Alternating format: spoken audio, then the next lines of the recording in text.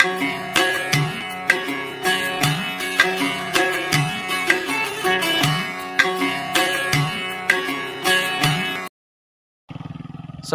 warahmatullahi wabarakatuh. Alhamdulillahirabbil alamin.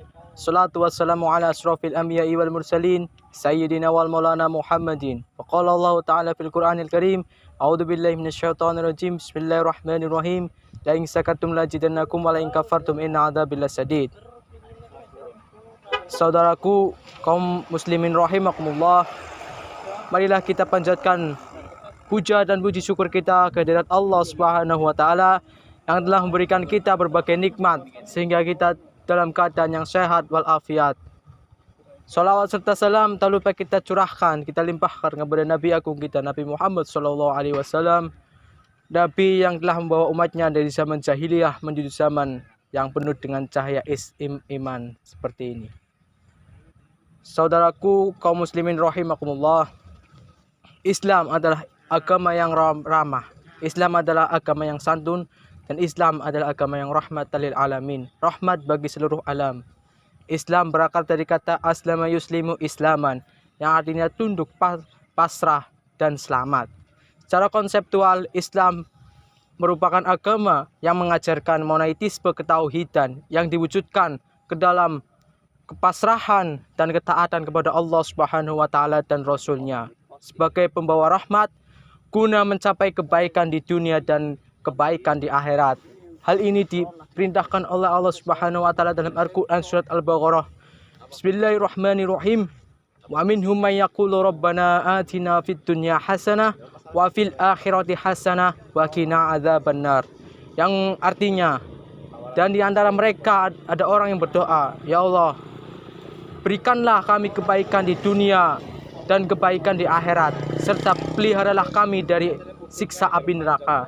Dari ayat ini sudah jelas bahwasanya ketika kita meminta kebaikan atau kebahagiaan hanyalah kepada Allah Subhanahu wa taala, Tuhan semesta alam, Tuhan yang mengabulkan segala hajat. Namun kebaikan atau kebahagiaan itu tidak akan terwujud tanpa adanya perdamaian, ketenangan, dan kasih sayang. Dengan misi membawa perdamaian dan kasih sayang, itulah risalah Islam yang diturunkan oleh Allah Subhanahu wa taala kepada Nabi Muhammad sallallahu alaihi wasallam sebagai rahmat semesta alam. Hal ini dijelaskan dalam Al-Qur'an surat Al-Anbiya yang berbunyi, "Wa ma arsalnaka illa rahmatan lil alamin." Tidaklah kami mengutusmu Muhammad kecuali menjadi rahmat semesta alam. Jadi Allah menurunkan Nabi Muhammad sallallahu alaihi wasallam, mengutusnya membawa risalah Islam untuk menjadikan rahmat seluruh alam, bukan hanya rahmat bagi umatnya saja atau pengikutnya saja. Kemudian ajaran Islam mengajarkan untuk senantiasa menebar perdamaian. Dalam suatu ayat Al-Quran, kutipan surat Al-Baqarah, dijelaskan, ya ayyuhalladzina amanu dkhulul fi silmi kafatan, yang artinya, hai orang-orang yang beriman, masuklah kalian ke dalam agama Islam secara utuh. Jika kita mengacu Islam adalah agama yang damai, maka sesungguhnya ayat ini ingin menjelaskan kepada kita bahwasanya masuklah ke dalam kedamaian secara totalitas. Totalitas di sini mengandung pengertian bahwasanya tidak hanya menebarkan kedamaian atau perdamaian kepada sesama orang yang seakidah, seormas ataupun seorganisasi, segolongan saja. Namun kita kepada orang lain pun, kepada orang yang berbeda keyakinan, wajiblah kita menebar yang namanya rasa perdamaian. Tidak hanya perdamaian, ajaran Islam memerintahkan kita untuk mencari ketenangan, ketentraman. Tidak mengajarkan yang namanya radikalisme ataupun terorisme. Hal ini dijelaskan oleh Allah Subhanahu wa taala dalam Al-Qur'an surat Ar-Ra'd ayat 28 yang berbunyi, alladzina amanu wa tatma'inul qulubihim bidzikrillah, ala bidzikrillah wa tatma'inul qulub. Yang artinya yaitu orang-orang beriman dan hati mereka selalu senantiasa mengingat Allah, karena dengan mengingat Allah hati akan menjadi tentram.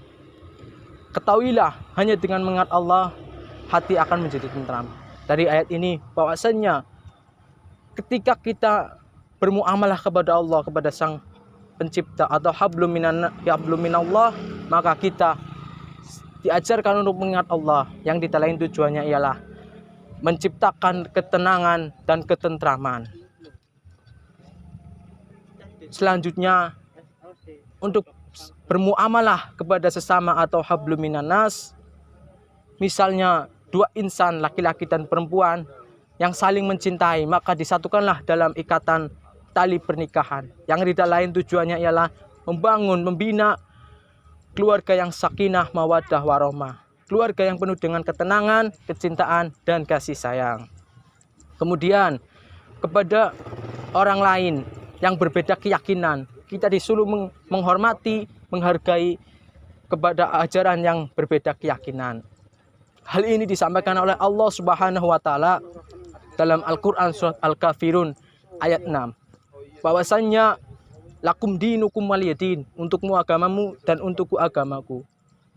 Maksudnya jangan sampai timbul perselisihan. Wajiblah kita hidup rukun, saling harga menghargai, tetapi jangan sekali-kali ikut campur dalam hal beribadah sesuai dengan keyakinannya masing-masing. Dari beberapa penjelasan yang saya sampaikan, dapat disimpulkan bahwasanya Islam adalah agama yang penuh dengan ramah, agama yang penuh dengan kasih sayang, dan agama yang mengajarkan untuk menebarkan perdamaian. Bukanlah agama yang radikal, bukanlah agama yang terorisme atau menebarkan keresahan di masyarakat. Untuk mempelajari tentang agama Islam, wajiblah kita memiliki ilmu yang memadai. Ilmu itu dibagi menjadi dua, yaitu ilmu dunia dan ilmu akhirat. Sebagaimana sabda Nabi Muhammad SAW, man aradda dunya fa alaihi bil ilmi, wa man aradda al-akhirata fa alaihi bil ilmi, wa man aradahuma fa alaihi bil ilmi. Barang siapa yang ingin hidup bahagia di dunia, maka harus kuasai ilmu, yaitu ilmu dunia. Barang siapa yang ingin hidup bahagia di akhirat, maka harus kuasai ilmu, yaitu ilmu akhirat. Dan barang siapa yang ingin hidup bahagia di kedua-duanya, yaitu harus menguasai ilmu dunia dan ilmu akhirat.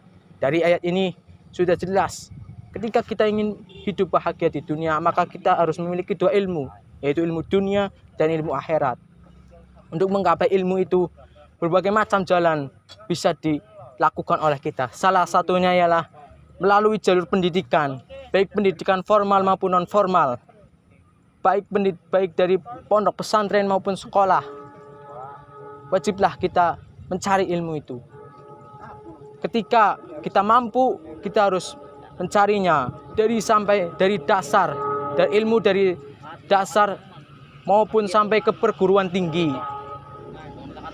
Ketika kalian ingin mencari perguruan tinggi, melanjutkan ke perguruan tinggi, maka kalian harus mencari perguruan tinggi yang bermutu dan berkualitas. Salah satunya ialah Sekolah Tinggi Agama Bakti Negara Islam, Sekolah Tinggi Agama atau IPN Tegal.